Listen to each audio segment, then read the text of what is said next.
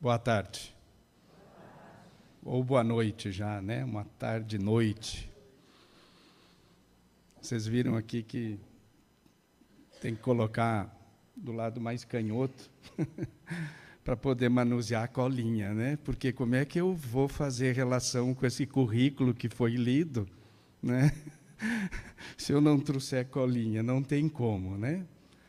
Diz que existem, amigo Emílio, 3 classificações de falantes da doutrina espírita.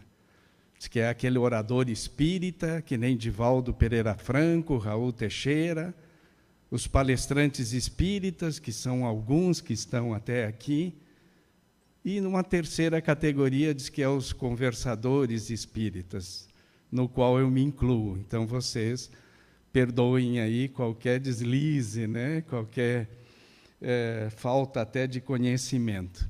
Mas acredito essas palavras carinhosas que Juquinha proferiu, ao amigo Emílio, que labutamos em estudos, né? Já estivemos sentados nos bancos de escola, e é uma satisfação toda vez que vem o convite da irradiação espírita cristã para a gente estar aqui.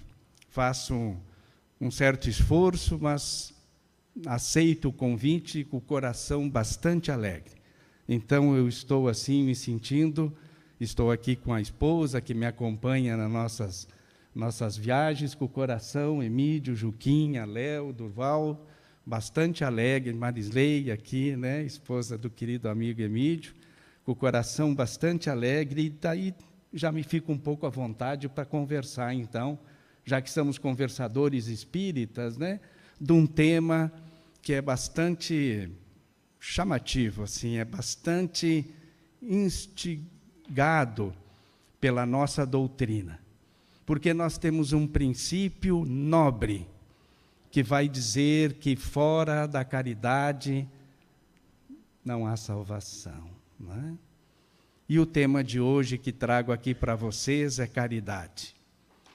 Na Federação Espírita Brasileira, agora recentemente os prédios reformados no Covid, quando adentramos no prédio Ismael, que é o prédio da frente, para o cenáculo, que é um auditório parecido com esse, até eu acho que o número de cadeiras, a gente, ao sair desse cenáculo, se depara com uma frase. E é uma frase nada mais, nada menos do que Ismael. Ismael, esse espírito que lá no livro Coração do Mundo, Pátria do Evangelho, vai nos trazer uma mensagem de que ele é, então, o guia desse país, desse Brasil querido.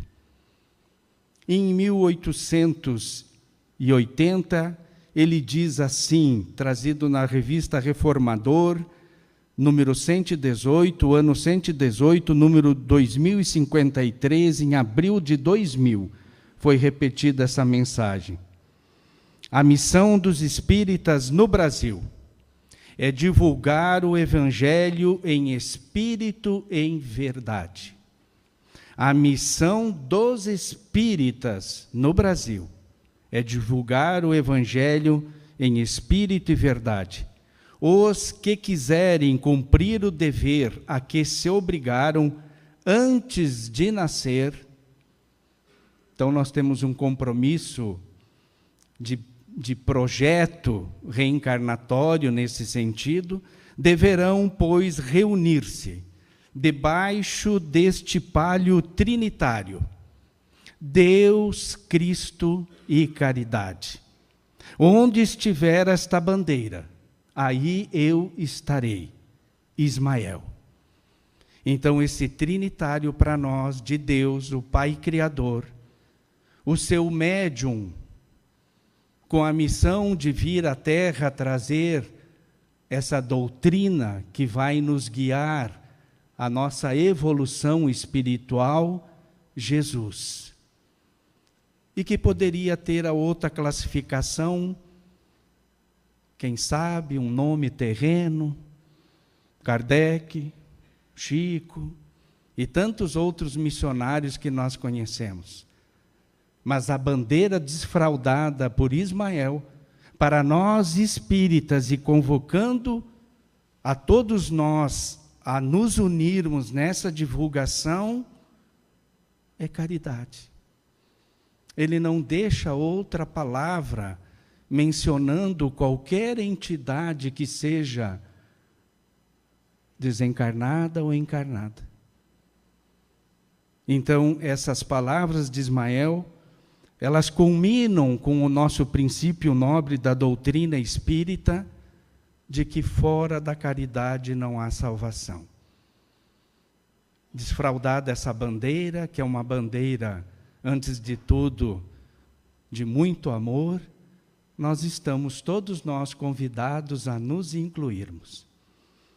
A mensagem do Fonte Viva preparatória foi o obreiro sem fé, que nos convoca, nos relembra algumas titubeadas, que damos nessa caminhada terrena, a nos incluirmos nesse caminho de fazer o bem. E Emmanuel vai usar, então, até a palavra caridade nesse sentido. Emmanuel também, no Vinha de Luz, capítulo 110, vai falar sobre uma caridade essencial. Ele cita João, lá na Epístola 2, no capítulo 6, dizendo assim: e a caridade é esta, que andemos segundo os seus mandamentos. Este é o mandamento, como já desde o princípio ouviste, e andeis com ele. Então, João, nessa Epístola 2, está nos trazendo de que a caridade é também o nosso caminho. Emmanuel diz: em todos os lugares e situações da vida, a caridade será sempre a fonte divina das bênçãos do Senhor. Quem dá o pão ao faminto, água ao sedento, remédio ao enfermo, a luz ao ignorante, está colaborando na edificação do reino divino, em qualquer setor da existência ou da fé religiosa a que foi chamado. E diz: a voz compassiva e fraternal, que ilumina o espírito e a irmã das mãos que alimentam o corpo. Uma mensagem que, além de mexer, digamos, com a nossa consciência, é bastante poética. Traz, então, que essa força toda nossa que temos, e é uma iluminação divina para com todos nós, unidas as nossas mãos em trabalho, então quer dizer que nós temos um conjunto, por esse complexo espiritual que todos nós somos, aqui encarnados, corpo, então, perispírito e espírito, recebendo essa iluminação do alto para fazer trabalho com as mãos. Por isso que é poético. Nós já vamos delineando, então, as situações do nosso título da palestra, Caridade, que nós, primeiro, não estamos sozinhos. Nós somos amparados, e nós, espíritas, sabemos o quanto por essa espiritualidade que está aí. Mas nós temos, então, que fazer as vezes. Nós temos que nos dispor a fazer essa caridade. E que tipo de caridade nós podemos fazer? Aquela material? É claro, Quantos precisam? E os centros espíritas, nos nossos trabalhos sociais, o quanto arrecadam nesse sentido? E quantos no anonimato o fazem quando doam, e aqueles que preparam? Aqueles que se dispõem depois a distribuir. E lá, naquela recepção desse material todo, a gente vai ouvir muitas das vezes declaração das pessoas que elas estão indo naquele centro porque sabem o trabalho sério que ele é desenvolvido. E sabem que a sua doação vai ter o destino certo. E atrás de toda essa organização, irmãos dedicados, fazendo as anotações, as fichas das famílias, para poder fazer, então, essa distribuição.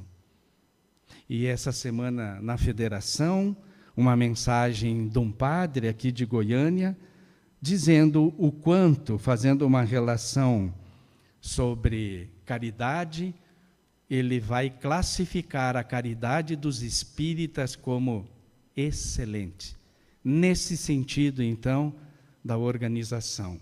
Depois ele vai citar alguns princípios, dizendo que nós acreditamos na reencarnação, e que a reencarnação e a encarnação do momento, ela serve, sim, desse trabalho caridoso para poder evoluir o espírito.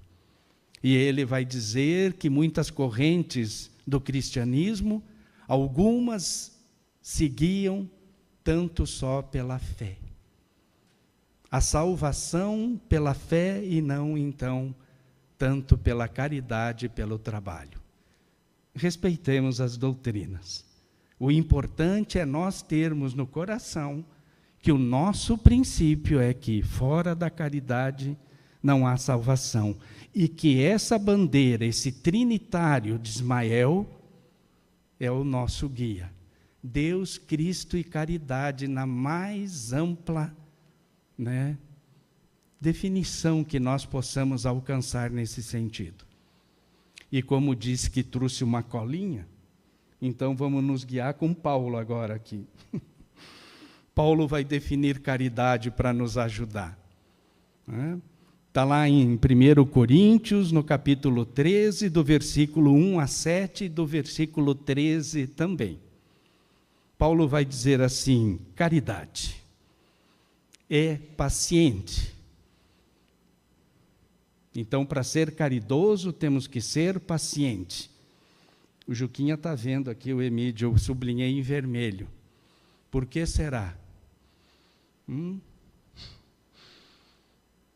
Minha esposa, nós viemos na estrada agora há pouco, não sei quantas vezes devo ter reclamado, de algum...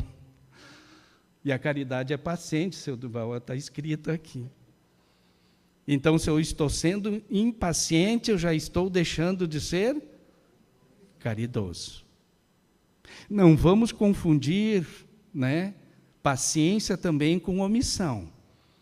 Se às vezes precisamos de uma atitude, é com paciência, mas tomando a atitude. E o professor para isso era Jesus, É Jesus. Ele era muito paciente. Até quando eu começo a estudar o Evangelho de Jesus, eu fiquei muito contente quando eu ouvi a frase: é pela paciência que conquistará as vossas almas. E eu entendia que era pela paciência dele, e com ele, paciencioso, ele ia conquistar minha alma. Mas depois eu descubro o verdadeiro sentido da frase. Ele diz: é pela vossa, então, é pela minha paciência que eu vou conquistar a minha alma. Ele já é paciencioso, Jesus já está, ele está esperando a nossa paciência. Então, Paulo também diz que ela é branda, benfazeja, que a caridade não é invejosa. Então, no momento que eu vejo o sucesso de alguém, ou até algum parente, ou qualquer, e aí esse sucesso que seja material me incomoda, a minha caridade já está precária, porque eu estou sendo invejoso. A gente pensa que às vezes não é, mas lá no íntimo, às vezes alguma notícia de sucesso, alguma situação de vida, e a gente deixa a nossa energia, ainda não tão caridosa, fazer às vezes e aplacar um sucesso do outro. Não se enche de orgulho. Essa palavra. Quantas vezes já na vida, analisando alguns tropeços, esse orgulho já fez parte. E todo momento agora, com Paulo definindo a caridade, nessa primeira epístola aos Coríntios, nós já temos uma definição, vamos chamar assim, teórica, para nós tentarmos buscar a prática, que ela é tão difícil. E se ela então é orgulhosa, eu já não estou sendo caridoso. Ele também vai dizer que essa caridade não é desdenhosa. E isso me chamou a atenção. E aí fui para uma pesquisa. Qual o caso que eu posso me amparar para entender que a caridade não é desdenhosa? E depois de alguns vai e vem, me lembro de uma lição, ou melhor, de um diálogo, ministro Clarencio, com André Luiz, lá no capítulo 14 do livro Nosso Lar, Elucidações de Clarencio. Clarencio está ensinando muitas almas, trazendo esclarecimento. André Luiz vai com Dona Idalina tentar emprego. Ele quer clinicar por lá. Né? Ele está sentindo saudade da profissão. Ele recebe uma lição e tanto, porque Clarencio atende os dois ao mesmo tempo, né? E Dona Idalina não tem tanto trabalho dedicado com a mente nem com as mãos para ter sido caridosa. O ministro usa umas palavras, digamos, bastante fortes, porque essa senhora quer ajudar os 2 filhos que estão na terra. Ela não tem condições, ela não tem crédito para poder fazer aquilo. E Clarencio diz assim: a senhora vai atrapalhar, a senhora será uma mãe paralítica, ele usa a expressão. E quando ele vai atender André, ele vai dizer que André fez mais de 6.000 atendimentos na terra, usando a expressão muita imprevidência, numerosos abusos e muita irreflexão. Mas nos 15 anos de sua clínica também proporcionou receituário gratuito a mais de 6.000 necessitados. Na maioria das vezes praticou esses atos meritórios.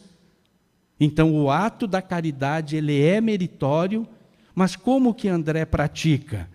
Presentemente pode verificar mesmo por troça, o verdadeiro bem se espalha, bênção em nossos caminhos. Desses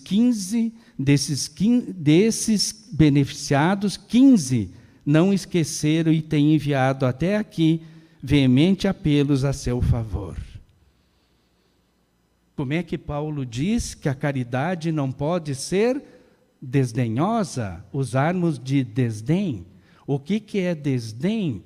E Clarencio vai usar a palavra com André para qualificar o atendimento que esse médico na terra deu para aqueles mais de 6.000? Troça. Ele fez os atendimentos por troça. Vamos no dicionário buscar o que define desdém, o que define troça. Sem outras qualificações é brincadeira. Então a caridade jamais vai poder ser desdenhosa por troça. Ela tem que ser consciente, eu tenho que ter a consciência do que eu estou fazendo. Eu devo ter a consciência do que eu estou fazendo.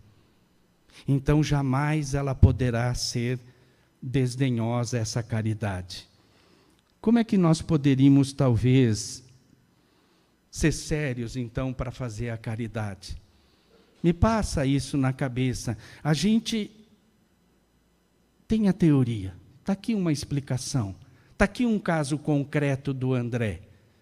Então, toda vez que eu estou lá, eu colocar de novo esse Espírito de Deus que eu sou, para entendimento maior pela necessidade do outro, que às vezes pode ser material, que a gente cobre, mas às vezes ela é até moral, emocional.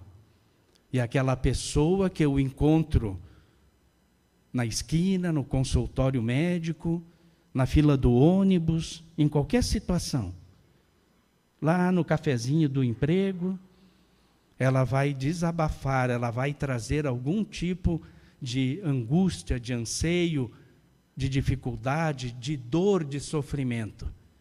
e eu colocar o ombro amigo para fazer aquela recepção. E muitos de nós, na bandeira de Ismael, temos sim experiências pelo atendimento fraterno. Olha que bonito. As casas espíritas com atendimento fraterno. O que é o atendimento fraterno da casa? Se não é a prática dessa caridade, desse nosso princípio. E aí ouvimos histórias e histórias de vida nesses atendimentos, de dificuldades. E temos que encarar, então, com muita seriedade. E jamais, e não devemos, no exemplo de André aqui, fazer alguma coisa por brincadeira. Vamos correr um pouquinho, até porque não nos dá tempo de tudo, A caridade tudo suporta, tudo crê, tudo espera, tudo sofre, diz Paulo. Mas, destas 3 virtudes, a fé, a esperança e a caridade, a mais excelente é a caridade. E aí eu fiz uma coisa interessante comigo mesmo. Eu duvidei de Paulo. Duvidar de Paulo é bom, Já pensou? Sério, fé, esperança e caridade, a mais excelente é a caridade. Por quê? Aí fomos definir fé. A fé, ela é íntima, Eu não posso colocar fé no outro. Eu posso esclarecê-lo, levá-lo, dizer muitas, mas não tem como forçar alguém a ter fé. A gente passa algumas angústias. Obreiro sem fé foi a lição preparatória, e a gente não combinou, Juquim? Para ver como a espiritualidade ajuda, Mas a fé é minha, é íntima. Eu creio que fora da caridade não há salvação. Eu creio no Pai Criador, eu creio no intermediário entre o Pai e a evolução dos espíritos, que é Jesus. Eu tenho crença nisso, eu tenho fé. Mas ela é minha. E eu posso explanar isso, mas o outro, ele vai entender ou não. A esperança também não é diferente. Nós temos esperança num instituto divino, que é a vida futura, que o Evangelho segundo o Espiritismo vai traçar. E nesses momentos que a Terra atravessa de tantas dificuldades, tanta falta de entendimento, nós temos a esperança que nós temos vidas futuras e o que nós estamos passando agora não se repetirá. Então, isso é minha esperança, carrego no coração. Agora vamos para a terceira e para ver se Paulo está certo. E a caridade? Se a fé e a esperança são íntimas, a caridade eu posso fazer sozinho? Se eu fizer caridade só comigo mesmo, eu estou sendo egoísta. Não tem como. Então, agora eu entendo Paulo, quando ele diz que entre as 3 virtudes, a mais excelente é a caridade, porque mesmo você não tendo todo o conhecimento, mas você lançando mão de um trabalho caridoso, que seja por algum outro tipo de convicção, não tem problema, eu estou treinando, estou pondo o meu trabalho, o meu espírito a essa disposição. Muito bem. Kardec se preocupou com a caridade. E quanto? Tanto é que ele vai fazer uma pergunta que está lá no Livro dos Espíritos, que é famosíssima. E foi anunciado aqui, trabalho com a juventude, Juquim? Os jovenzinhos gostam do trabalho. E ainda quando a gente fala do BIP. Tio é uma buzininha, Já disseram isso em sala de evangelização. Isso, é uma buzininha, para não esquecer.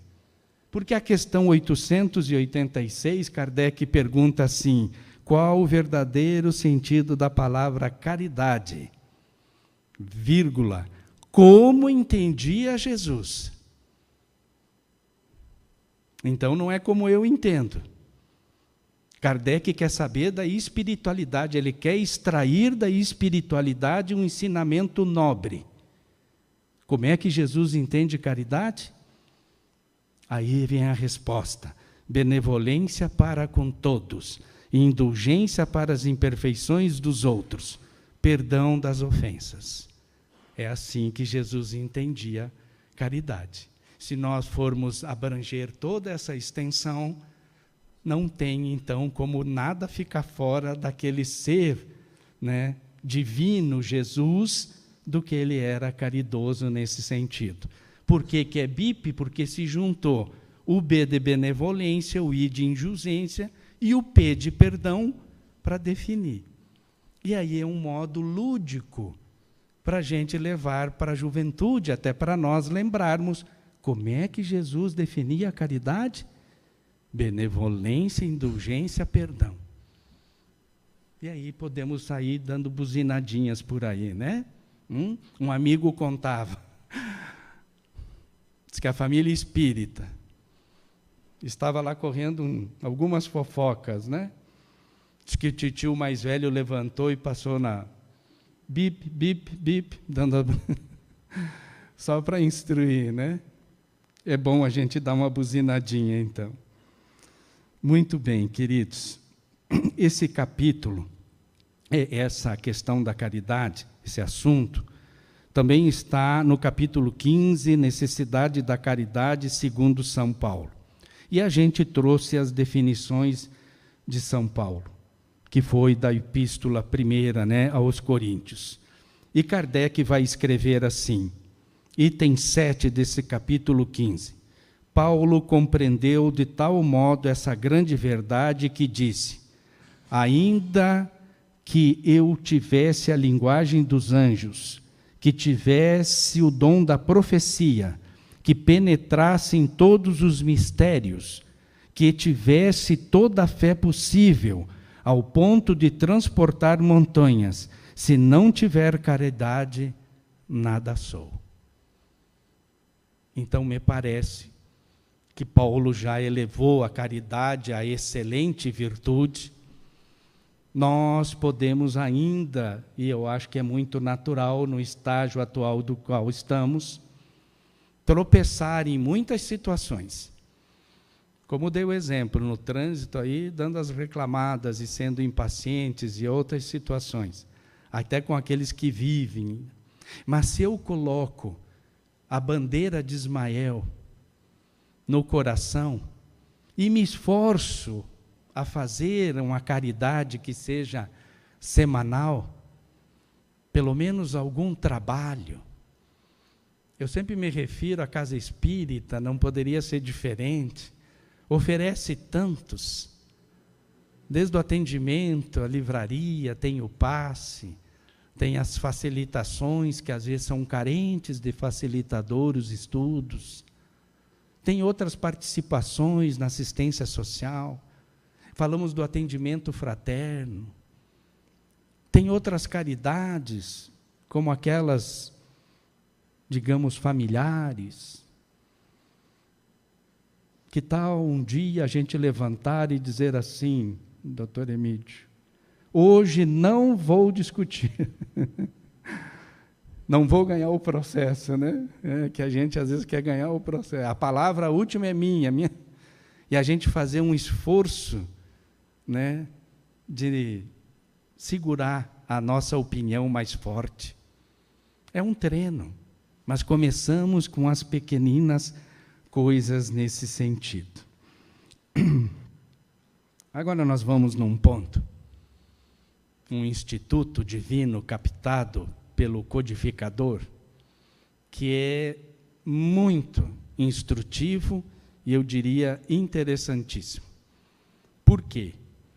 Porque o próprio Kardec vai dizer, no rodapé dessa lição, que nenhuma doutrina, nem uma corrente filosófica ainda captou, percebeu esse instituto na vida da humanidade. O item 16 do Código Penal da Vida Futura. Está lá na primeira parte do livro Céu e Inferno, capítulo 7. Bacana, né? Nós temos um Código Penal do Espírita. 33 artigos, está lá listadinho. E no artigo 16, vou pedir perdão, né? Da área do direito, falando em artigo. Lá não fala em artigo, tá? Interpretação do advogado aí. Não tem nada de artigo.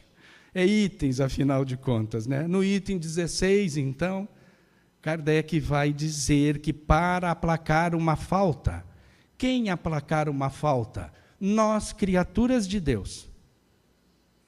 Nós temos que passar 3 situações de vida com cada falta. O arrependimento, a expiação e essa reparação. O arrependimento parece uma coisa um tanto lógica, mas às vezes é complicada. Eu ofendi Durval, mas não me dei nem conta. Minha ignorância não deixa nem perceber que eu faltei. Mas quando o meu ser, com alguma certa sensibilidade que vai crescendo pelo andar da vida, eu me dou conta. Pequei. Agora, como é que eu reparo? Primeira coisa, Deus colocou nesse complexo espiritual o arrependimento. Então, eu chego à conclusão de que errei. Então, eu devo me arrepender. Mas é um sentimento íntimo. Aí Deus colocou o instituto da expiação. O que é expiar? É com X ou é com S?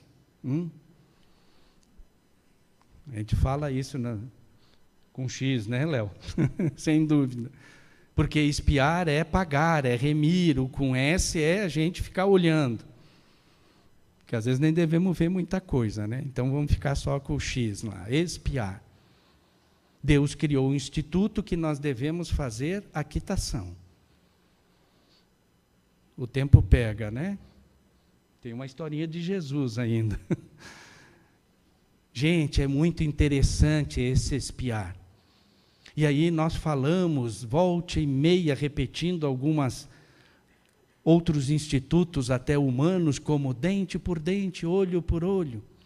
E Kardec se preocupa com isso e vai na questão 764 fazer essa pergunta para a espiritualidade. Mas Jesus disse que se ferir com a espada, com o ferro, assim será ferido.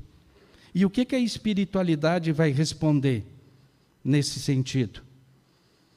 Uma questão bastante interessante, né? 764.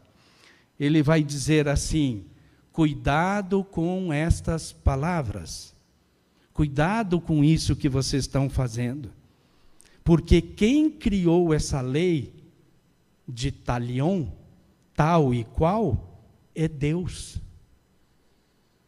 Então, Jesus vem em outras pregações e vai dizer que não passa um tio da lei, não passa um iota da lei. Então, tudo que nós estamos fazendo, e é fora das leis de Deus, nós mesmos teremos que resgatar. Agora, de que maneira a gente resgata? Essa é a preocupação. Então, a espiritualidade, na questão 764, diz, é lei de Deus.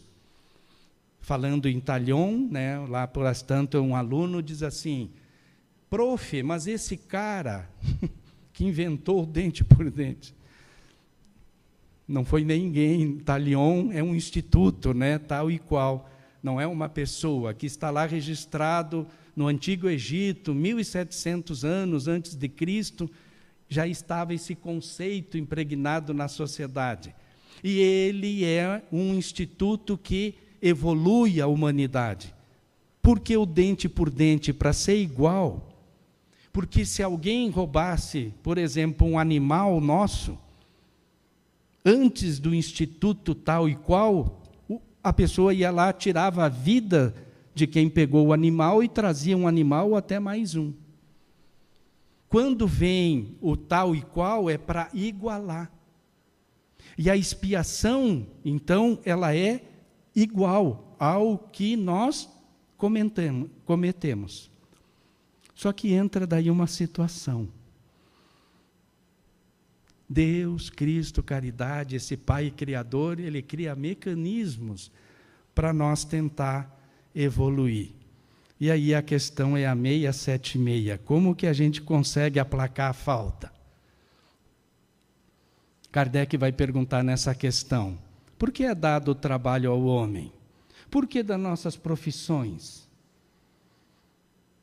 E a espiritualidade responde: para aprimoramento da inteligência e expiação. Minha esposa me perguntou isso essa semana. Mas o trabalho é prova ou expiação?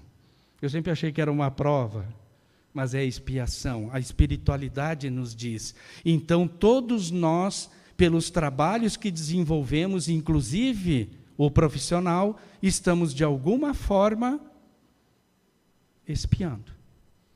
Deus é misericordioso, né? Nos dá as situações de vida. Agora voltamos na segunda parte da questão 764. E a espiritualidade vai dizer isso. Esse tal e qual não é na medida nossa humana. Ela é nas leis de Deus. E aí vai dizer assim: e Jesus não disse para perdoar os vossos inimigos? E Jesus não disse no pão nosso, quando nós fazemos o pedido para perdoarmos assim como perdoamos quem nos ofendeu? Na proporção que eu estiver perdoando. Lindo, né? Está lá então nessa resposta 764. E agora a reparação. O que é a reparação? Aí vamos contar então a historinha de Jesus, né? Capítulo 18 de Mateus e capítulo 19 de Lucas. O jovem rico.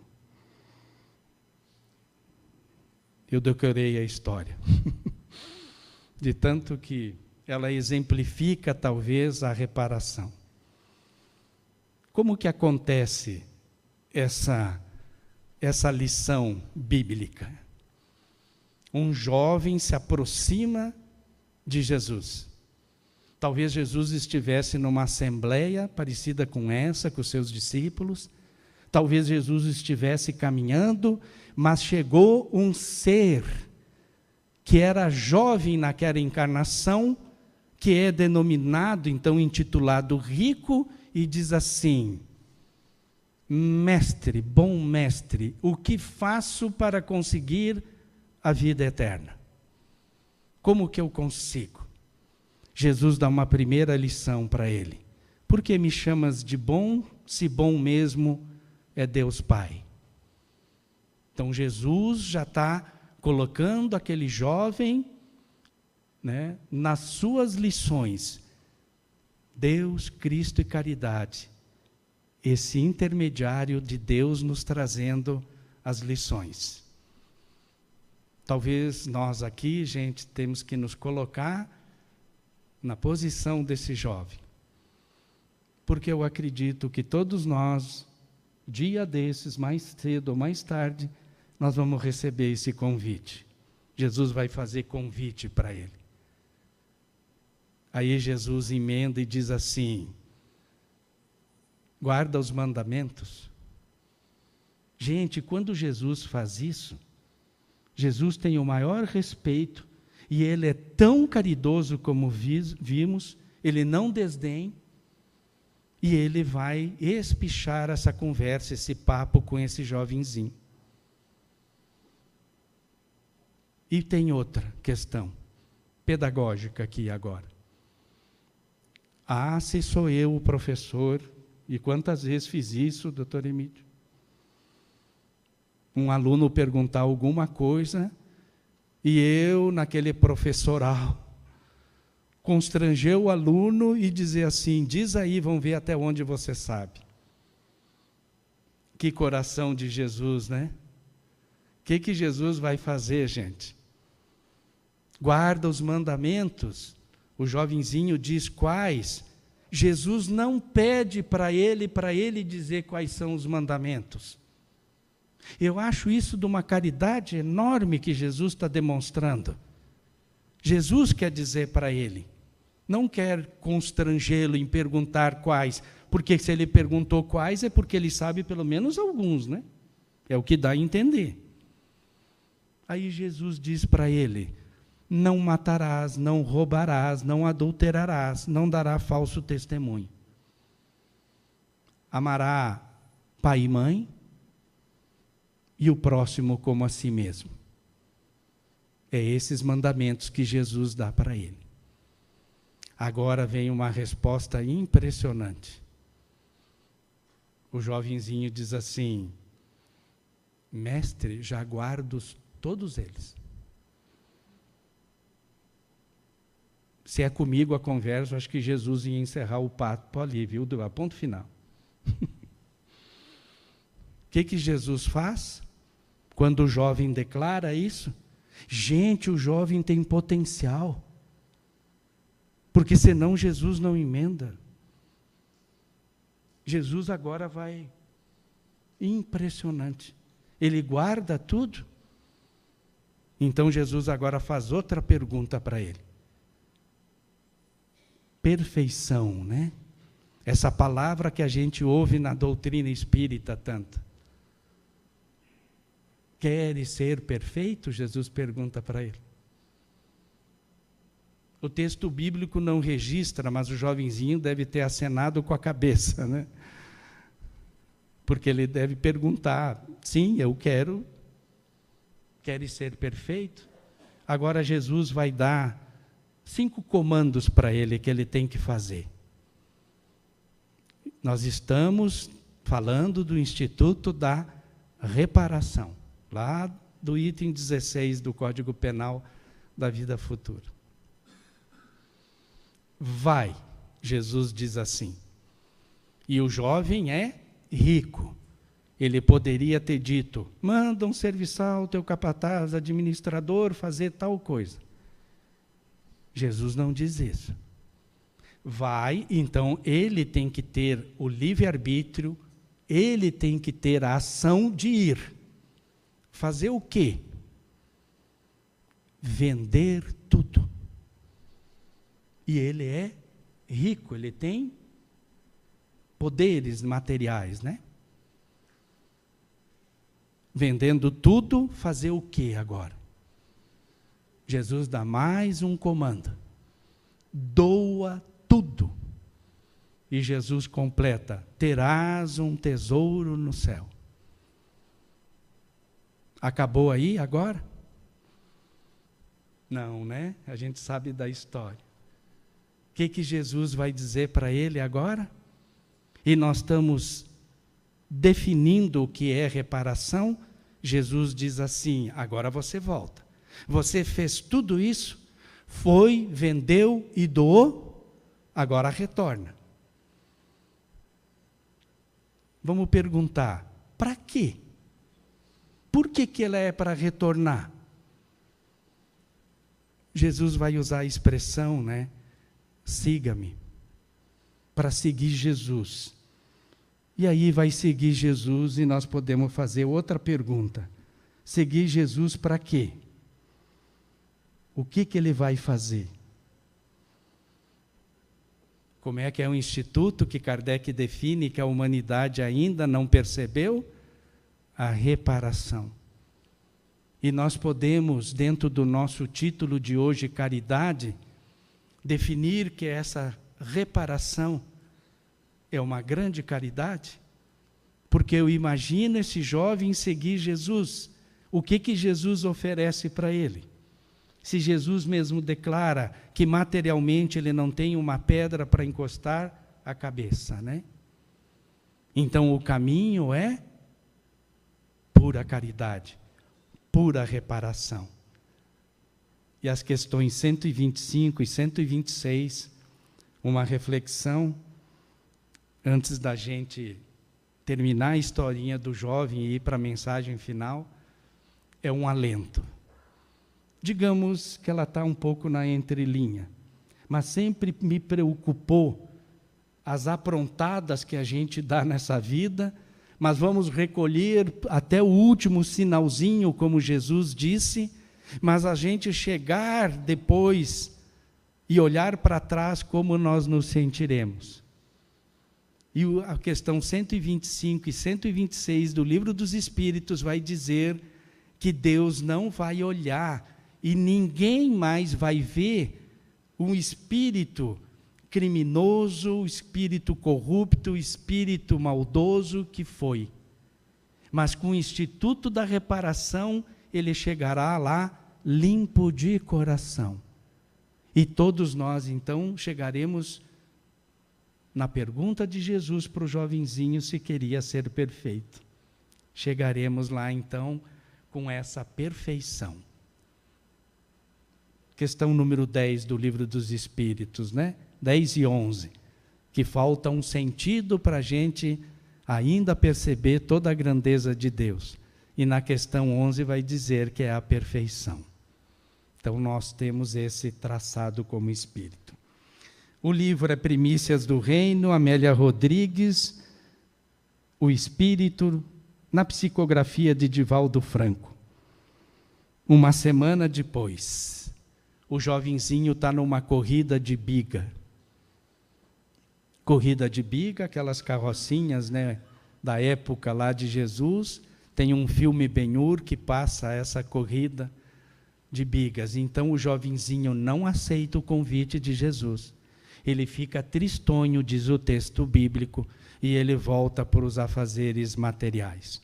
Um desses afazeres, aqui nesse livro, nessa psicografia de Divaldo Franco, numa manobra menos feliz, o carro vira e um corpo tomba na arena, despedaçado pelas patas velozes em disparada.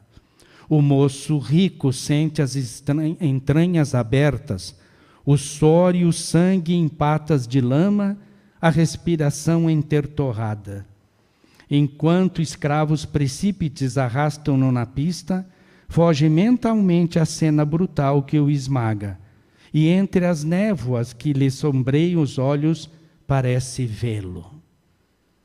Silenciando os gritos na concha acústica, tem a impressão de escutá-lo. Renuncia-te a ti mesmo e me segue. Amigo, 2 braços o envolvem veludosos e transparentes.